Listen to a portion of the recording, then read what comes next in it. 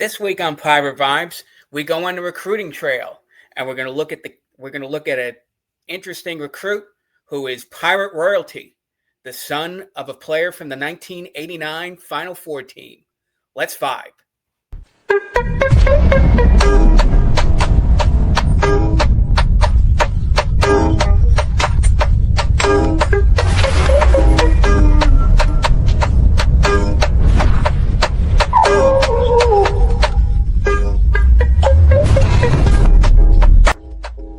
Welcome to the latest and greatest episode of Pirate Vibes on the Big East Energy. Promo code Big Energy 15 for 15% off your first order.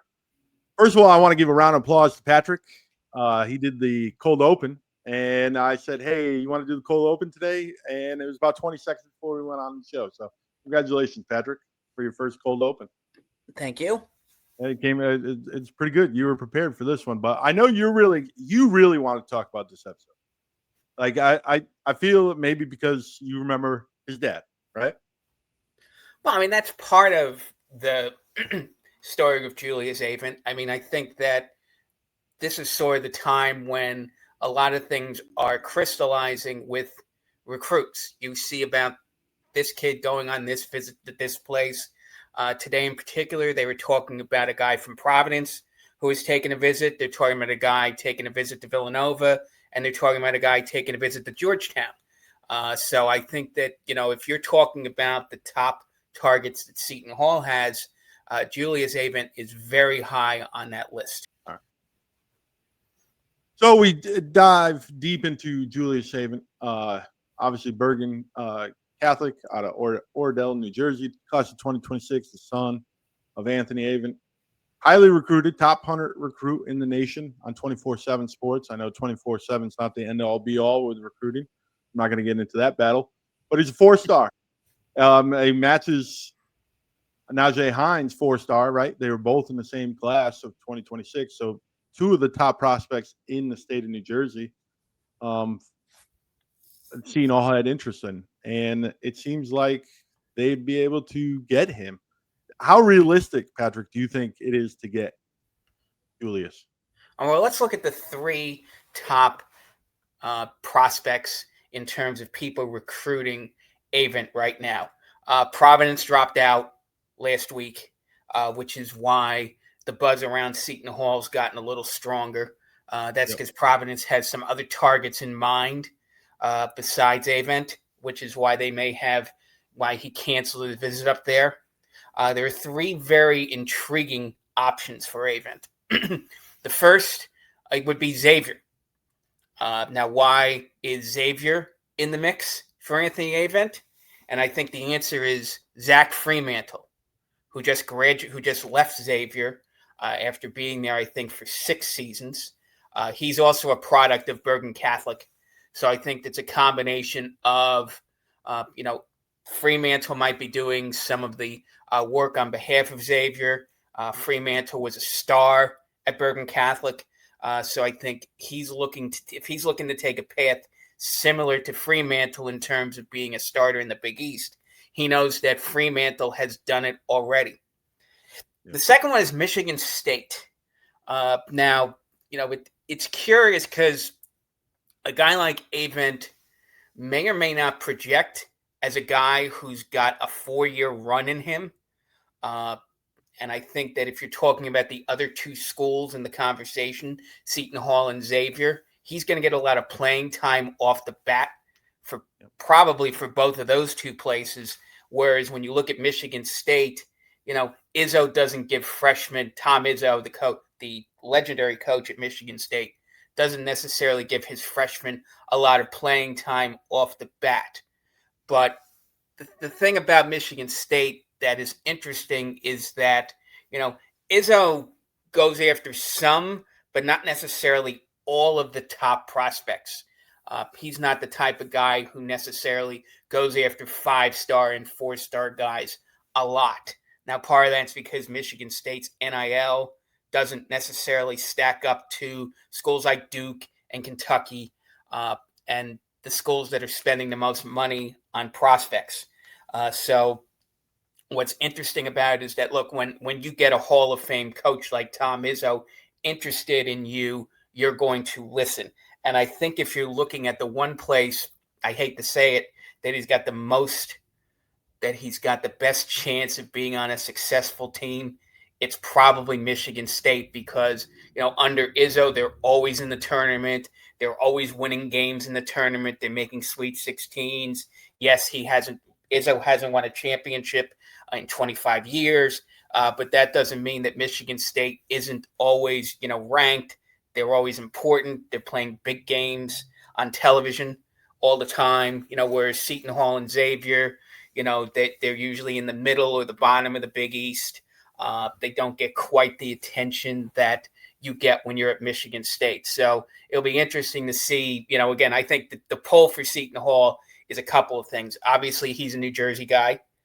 I think it also should impress him that his father is all over the place. When you're talking about, his name is on a banner in Walsh Gymnasium. Yep. Because he was on the 1989 Final Four team. And then there's this mural. If you looked at some of the clips that Shaheen Holloway showed when he did his video of the new practice facility last week, they have a big mural of all of the Seton Hall players who have been in the NBA, and his father features prominently in that mural. So if you talk about, hey, my father did this was his path to the NBA, he can go to Seton Hall. He can probably get a lot of playing time early. And then he's someone who, if he can parlay that into a success remotely close to, if not better than his father, his dream of making the NBA becomes that more realistic. Not to go too far off topic, you mentioned that video, and I think we should have mentioned it last week with Tim Best here as well. That video was done so great. And it's probably one of the better pieces of social media that Seton Hall has put out in the last, I would say, 6-8 months. So you see the visits here on this. Obviously, 24/7 hasn't updated that Providence is going to be not getting the visit from Avent. What do you think the advantage is to go last? Because as you see, Michigan State and Penn State already hosted them. Michigan State brought them in week 1 in college football season. Penn State brought them week 2 college football season. So the football schools are done, and now it's us and Xavier for the last 2 visits. What kind of advantage do you think it is for Seton Hall and Shaw to go last? I think that, Julius will have seen all of the other options. And it's something where I don't know if Seton Hall can necessarily tailor something compared to what Michigan State or Xavier can offer in terms of what the visit would look like. And the other thing about Julius is that he's probably been in the building at Walsh, Seton Hall, and has probably been to a bunch of games up at the Rock in his life. So I don't think that, Seton Hall is the most familiar to him. So I think it's something that, if you're and I'm going to talk about Michigan State and Xavier here. From what I've seen, Penn State is a distant fourth in the Avent sweepstakes. So I think it would take a small miracle, particularly because Michigan State's in competition. And I can't see, unless Penn State's going to throw a lot of NIL at him, which I doubt, because they spend most of their money on football more than even Michigan State does. I think it would take a small miracle for Avent to end up at Penn State. But I think it's a matter of he'll get to see the rest, and then he'll get to see the best. So in terms of that, again, I think the Holloway pitch is, look, the fans are going to adore you. This is something where, again, big prospects don't come along. Guys in Avent's category don't come along every day. We haven't had a prospect. Hines is probably the closest thing to a prospect like that in the Holloway era, which would be the last 5 years.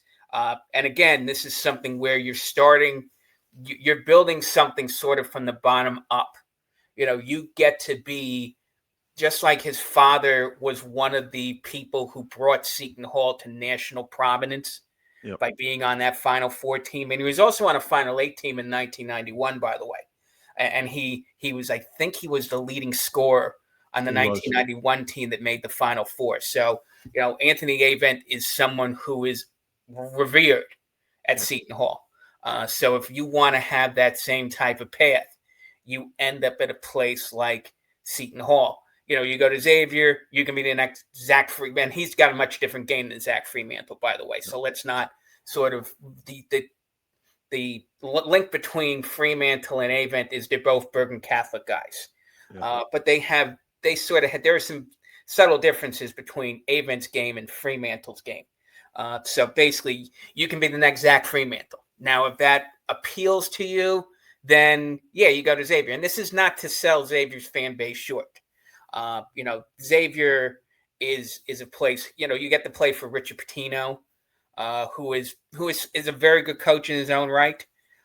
You go to a game and you watch games at Xavier, you see them sell out every night. So there are things appealing about Xavier that gives them an opportunity to land a guy like Avent. I would just sort of think, and I don't remember back 6-7 years ago when Fremantle was in the mix, how much Seton Hall pursued Fremantle, because at the time we had Sandri Mamukelishvili. Yeah. So you couldn't promise Fremantle playing time in his first couple of seasons because he'd have to sit behind Mamukelishvili in the power forward position, whereas Xavier, I think under Travis Steele at the time, was willing to give him playing time, and I think he started about 10 or 11 games as a freshman. Fair enough. First of all, kudos to you for saying Mamu, because I'll never attempt that on video. And second of all, if you haven't checked it out, we're talking about Xavier Blob, a new podcast on our network, has Richard Pitino actually on for their first episode on the network. Before we go to break, how excited are you for him to still continue to come here? Because obviously Michigan State is pursuing him and probably has a pretty big bag to throw at him. And also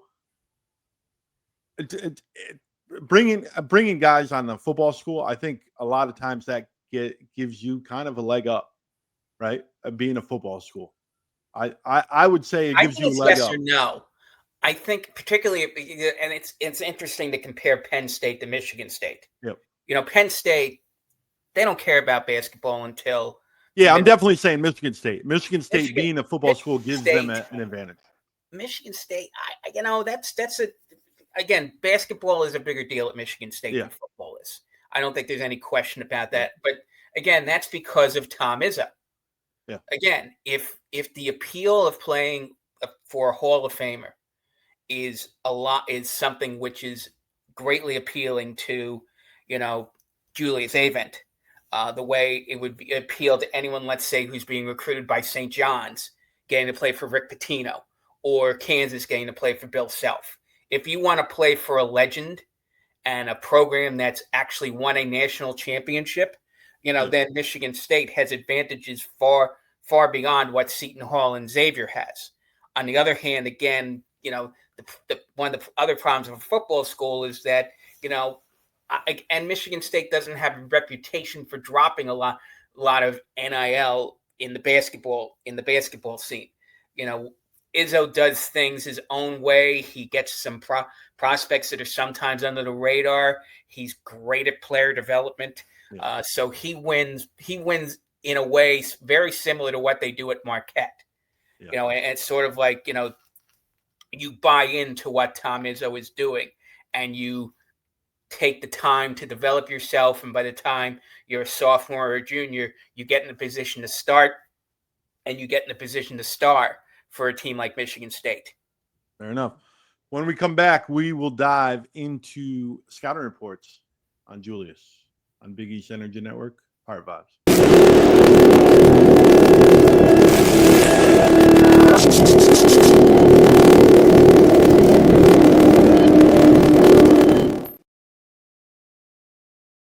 Welcome back to Pirate Vibes on the Big East Energy Network, brought to you by Asabasa Spice. So, First of all, I want to throw this out there. How frustrating is it that some prospects have so many details, scouting reports, and then some of them, like you gotta go digging a little bit. And Julius, it's kind of in between. He's not over publicized, but he's not zero. Swish Strategies did a report when he went to a camp. Michael Hayon, 6'8" forward, 45% from three during this camp. Stretch tools, fluid movement, real offensive polish, smart reads, clean mechanics, and flashes two-way versatility. Big upside. Reading that, how does that fit if he was to come to Seton Hall? That's typically not our with the Shah is MO, right? A stretch four. Do you think Shah is kind of turning attention or turning his style, or do you think this is just a high school report and maybe he's not a stretch four yet? I'm going to point to. I looked at there's some great video on him from when he was at what they call the NBPA Top 100 camp. I presume it was over the summer. If you go on a site South Carolina, if you go on a site called College Basketball Scouting, there's about a 4-minute clip of Avent highlights on that clip. What I noticed is he's quick. If there's a Seton Hall comp, I would put for him. I would look at Desi Rodriguez. In terms of having the ability to score from any place on the court, quick hands. I think he's even got quicker hands than Desi had, and I think he's got. It took Rodriguez some time to develop an outside game, but it looks like Avent is a finished product from the outside. Now, again, there's differences in what they told me his height and his weight was. I believe that going into I think it would be his junior year, he was 6'7" and 180 pounds. Now entering his senior year, he's 6'8" and getting close to 200 pounds. But in terms of, let's look at what else is going to be on this roster, conceivably, next season. If you got Najee Hines in the middle at 6'10", 6'11", and we commented a couple of weeks ago about the fact that he's got some meat in the bones, so to speak. You may not necessarily need him to be a dominant force on the inside. You may need him to be an athletic type, sort of like Desi Rodriguez was when he played for those teams 6-7 years ago. Holloway, of course, helped recruit Desi Rodriguez. So that's probably the one guy I think who's a more recent comp. He certainly is not a comp to his father. Now, of course, his father played. What was that? The game has changed. Right. And if PJ Carlesimo wanted his father to be an outside shooter, he may have developed an outside shot. But Carlesimo told Anthony Avent, just get on the box and dominate inside. And he was more than willing and capable of doing that, particularly his junior and senior seasons. So I think that, that's something where, his game is not sort of similar to his father's in that sense. But I think he's someone who on the perimeter is an absolute game changer because of his quick hands, because of his ability to get into passing lanes. And then you look on the offensive end, and there doesn't seem to be anything, at least on the high school level, that he's not capable of doing.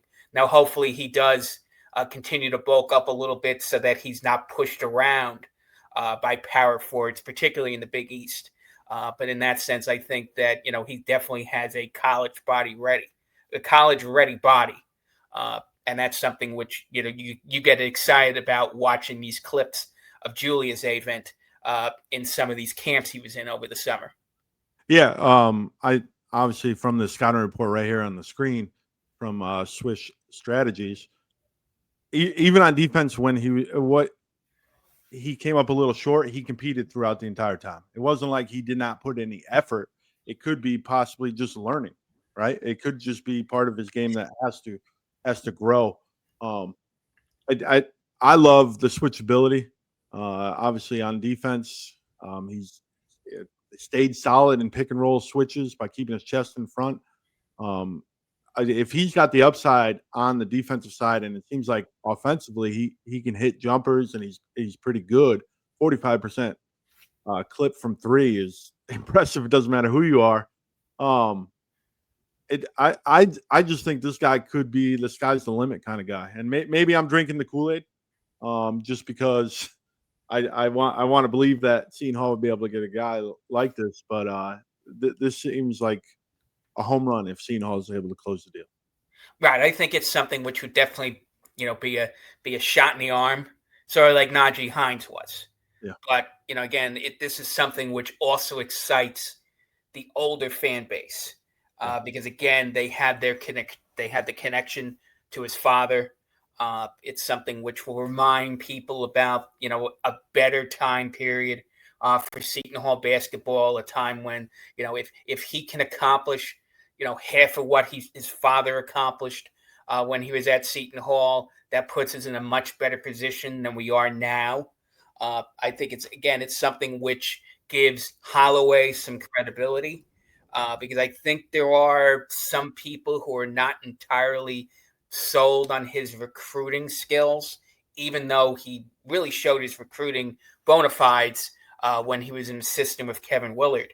Let's say when Seton Hall was winning Big East championships and making the NCAA tournament during that stretch between 2016 and when he left for St. Peter's. So this is something where Holloway is proving he can do it on his own in the Big East if he can land a player like Julius Avent. So do you like the fact that he is relying on recruiting instead of the transfer portal all the time, trying to build that culture by bringing in his guys a little bit and then dabble in the is that kind of the mojo, the Shah vision? I think that was the nickname that needs to take place in Seton Hall, that you do enough recruiting where he shows his chops and you get guys in, and then you kind of fill in the holes with the transfer portal. Do you think that's the idea going forward? I think that's a direction he should consider going for a couple of reasons. One, just my gut tells me that kids coming out of high school who don't have the college stats behind them don't necessarily ask for as much in NIL. Yep. Now, a guy who's put even someone who's put up 15 points a game or 20 points a game, at a mid-major, like let's say in an Atlantic 10 school or a Mountain West school, goes out like, Donovan Dent is a prime example. They referenced on Roll Blob that Dent went to Richard Pitino when he was done with his season with New Mexico after they made the second round of the NCAAs, and told Pitino, I have multiple offers for $2-3 million. Yeah. So I think you want to get – you sort of – look, the rule – unfortunately, the rule in business is buy low and sell high. Yeah. So if you get guys who are sort of – you get a couple of 4 stars and you bring in a few, let's say, projects – yep. Guys who, okay, they're not going to be big stars the first or second, like a Shaheen Felton, for example. A Shaheen Felton obviously was not projected to be a day one starter as a freshman. So he's someone who you're hoping to develop his game, and you're hoping maybe by year 2, which is this year coming up, he becomes a more consistent contributor. And then year 3 and year 4 down the line, he's someone who, depending on what's still on this team, he could be a starter. He could be a double-digit scorer in the Big East. So I think that you want to at least get a foundation, because I think the transfer portal works better when you only need 1 or 2 pieces. If you're trying to get a full starting lineup every year out of the transfer portal, you're going to have good years and you're going to have bad years. Just like, let's say, St. John's, for example. Pitino got 4 new starters out of the transfer portal when he made it to St. John's and didn't make the NCAA tournament, came in 5th place. Of course, then he went back into the portal his second year, got another, I think he turned over another 3 or 4 starters and made it to the second round in the NCAAs. And now he's gone to the portal and gotten 4 more starters. Yeah. So it's going to work for you. Sometimes it's not, just because of the nature of, having to start all over with teaching your system, hoping your players buy in, and your players have to be a quick study if you're bringing a whole bunch of new players in every year. So sometimes that's going to work, sometimes it doesn't. Whereas, love him or hate him, the most consistent program in the Big East over the last 4 years has been Marquette. Yeah, 20 wins every year, and look, it's going against the grain to compliment Shaka Smart and what he's doing up there. But he wins 20 games every year. He comes in the top half of the conference. He hasn't had to play a Wednesday night game in his 4 years at Marquette. So, he's clicking all the boxes you want to see. And I think if you're Seton Hall would be better served trying to do things more the Marquette way than trying to do things the St. John's way. Definitely. I don't know if you saw Big East Energy Weekly. Me and Matt went back and forth. I agree with you. I think a system like Shaka works better in the long haul for these smaller schools, where you're able to develop some guys and then just get enough to help out your roster, fill out your roster. All right, Patrick, on a scale of 1 to 10, you know how I love to do this. How excited are you for the visit to Julius? Considering that, he probably knows the combination of some doors, right? He knows how to get into that gym pretty easily. How excited are you for this to come up on October 2nd? It has to be a 9. Yeah. This is something, again, which you are talking about a guy who will be a starter at some point his freshman year, given his skill set, given his body, given a starter for us sometime during his freshman year. And if we have the opportunity to play him with a Bud Clark, if you have the opportunity to play him for Najee Hines, you have the ability maybe if TJ Simpkins is going to be around in 2026, 27. If you get some pieces in place and you take a guy like Avent, who would give this team something honestly they don't have on this roster. Elijah Fisher, as good as he is not the shooter. Nope. Doesn't have the size, doesn't have the strength that Julius Avent has. He's got all that experience, which is going to come in handy this season. But I think Avent's just a level higher than Elijah Fisher. And I think that if you plug him into this rotation next season in 2026, 27, that's something where you'd have to be very excited about Seton Hall, becoming, if they take a step forward this season, they'll take another step forward in 2026. The biggest thing is we got to see them, Seton Hall, able to retain their players. The ones that obviously Richmond going across the river, right?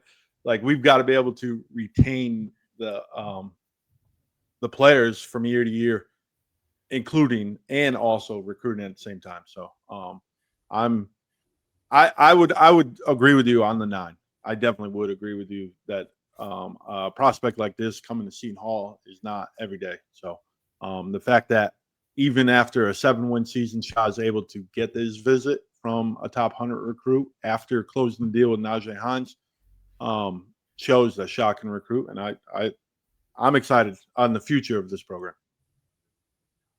All right, we did another episode, Patrick. Yeah, anything exciting with the Big East blog right now? The previews come out starting next week. Who are you starting with? Next week we're going with Xavier's coming out a week from either Thursday or Friday. Seton Hall's will be coming out on, I believe it's October the 8th. So the same day that Avent's at Seton Hall. Well, obviously he's not part of that discussion. But Tim Best will be giving me a hand with the Seton Hall preview. So keep an eye out for that. Also, if you're watching and you for the Connecticut, I don't know how many Connecticut women's fans are going to be watching. but I got a pretty good response on my Big East women's preview, and I believe next week, T. Baker and I'm going to be appearing on T. Baker's Built to Ball. Nice. To give some insights about women's basketball, and the second article where we talked about everybody else besides UConn probably didn't do quite as well, but it's something where, for example, I have Jada Eads on my All Big East team this season. I have Seton Hall coming in third in the Big East. T has something a little bit different. If you didn't read the article, I read the article. I got so, T. I got T on my list. So that's just the thing. He's a lot higher on Georgetown, and he's a lot higher on Georgetown. And I think that I don't think the one difference, he's a lot higher on Providence too. So look, that's just the thing. I mean, he's followed the game. If you're not watching Built to Ball, you're doing it wrong. I think he gives some of the best coverage of Big East women's basketball, along with Hoops Capital, which is the flagship of this network. Mark Zanetto, who is sort of running the show, does his best views when he drops any. Even if he's doing the third different episode about why UConn is going to go undefeated, he still gets thousands and thousands of views on those articles. So the Big East Energy Network is your home for women's basketball coverage. Man, I can't say it any better. We'll do another episode. I think Tim's coming back next week, right? Tim, if you're out there, leave a comment below. Tell us when you're going to show up next. But this has been Pirate Vibe. Stay true, stay blue, and vibe on. Ahoy there!